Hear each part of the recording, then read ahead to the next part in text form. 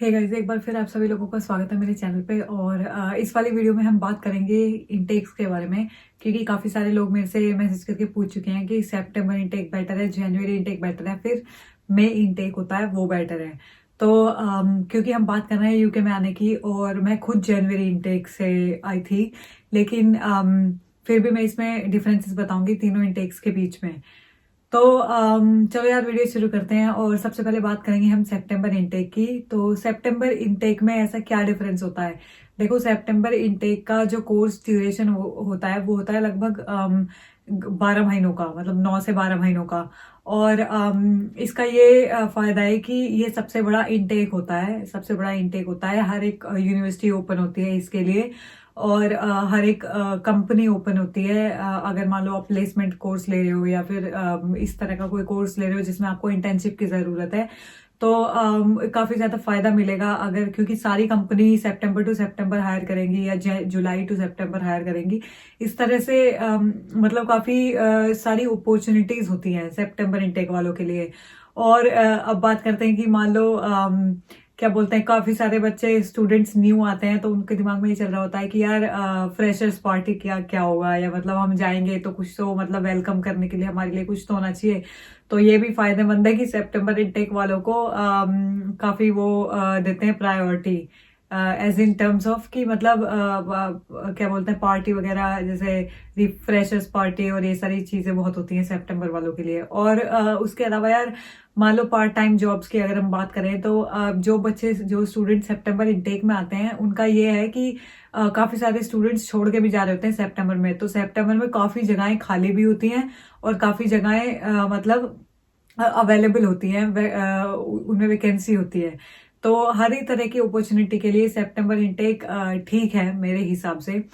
फिर आता है जनवरी इंटेक। अगर हम बात करें जनवरी इंटेक की, तो जनवरी इंटेक का कोर्स ड्यूरेशन थोड़ा सा लंबा होता है, क्योंकि उसमें समर और ईस्टर और ये सारी हॉलीडेज इंक्लूड अगर हम करें तो काफी थोड़ा सा लंबा होता है, 2-3 महीने का। थोड़ा एक्स्ट्रा होता है 2-3 महीने। तो वो उसमें सिर्फ यही फायदा है कि थोड़ा सा लंबा होता है कोर्स ड्यूरेशन। लेकिन क्या बोलते हैं, ये कह लो कि अगर मान लो आपने प्लेसमेंट ईयर लिया है, या कुछ भी इस तरह की कोई आपने व्हाइट कॉलर जॉब करनी है, इंटर्नशिप लेनी है, तो जनवरी स्टूडेंट्स के लिए इतना ज्यादा अपॉर्चुनिटी नहीं होती जितनी सितंबर इंटेक के लिए होती है। मतलब होती तो है बहुत सारी, लेकिन हर एक कंपनी नहीं खुली हुई होती जनवरी इंटेक वालों के लिए। मतलब वो ऐसे करते हैं कि आपको, अगर आप अपने लिए प्लेसमेंट या कुछ इस तरह की चीज ढूंढोगे, तो आपको सितंबर टू सितंबर मिल जाएंगी, सितंबर वालों के लिए जुलाई से मिल जाएंगी। लेकिन जनवरी वालों के लिए इतनी इजीली नहीं मिलती। मतलब अगर आप, काफी ज्यादा मेहनत करनी पड़ती है प्लेसमेंट या इस तरह की कोई भी व्हाइट कॉलर जॉब ढूंढने के लिए।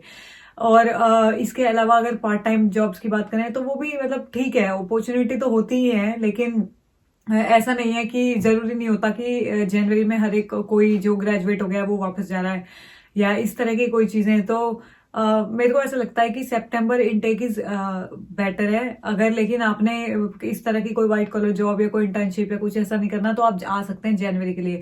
क्योंकि बहुत सारे स्टूडेंट्स के साथ में ये भी होता है कि ऑलरेडी वो एडमिशन्स के लिए लेट होते हैं, ठीक है।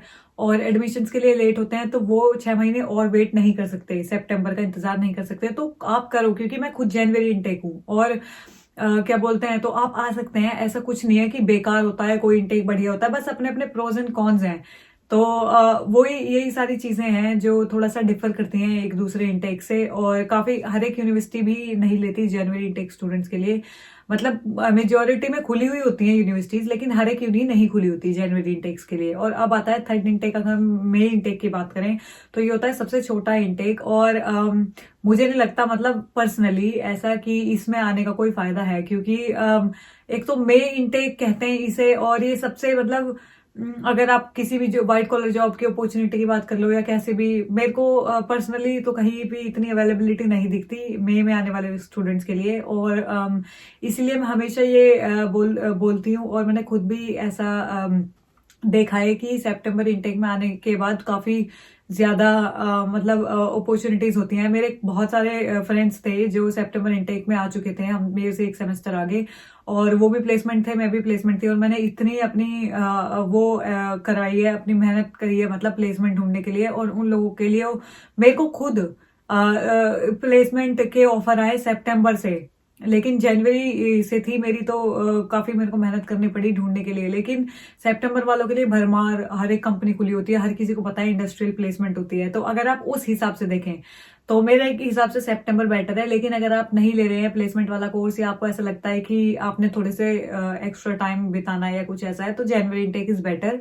और मई इनटेक का तो मुझे नहीं लगता कुछ खास है, बट अगर आप आ रहे हैं तो आ सकते हैं, क्योंकि मई इनटेक में मेरे ख्याल से हर एक यूनिवर्सिटी नहीं खुली होती, और बहुत ही नैरोड होती है यूनिवर्सिटी की लिस्ट जो मई इनटेक्स लेते हैं। और इसके अलावा और कोई ऐसा बड़ा इनटेक नहीं होता जिसमें आप मतलब आना है। तो इससे बेटर है कि मतलब आप ये कह लो कि अगर आप सितंबर में अप्लाई नहीं कर पाए, कोई बात नहीं, जनवरी में आ जाओ। तो बस ये है कि ध्यान में रखना ये सारी कुछ चीजें, क्योंकि थोड़ा स्ट्रगल ज्यादा तो होता ही है हर मतलब वो तो यहाँ आने के बाद स्ट्रगल तो है ही है। लेकिन ये सारी चीजें ध्यान में रखना, और मेरे को बताना ये वीडियो आपको कैसी लगी। मिलते हैं अगली वीडियो में, और अभी के लिए नमस्कार।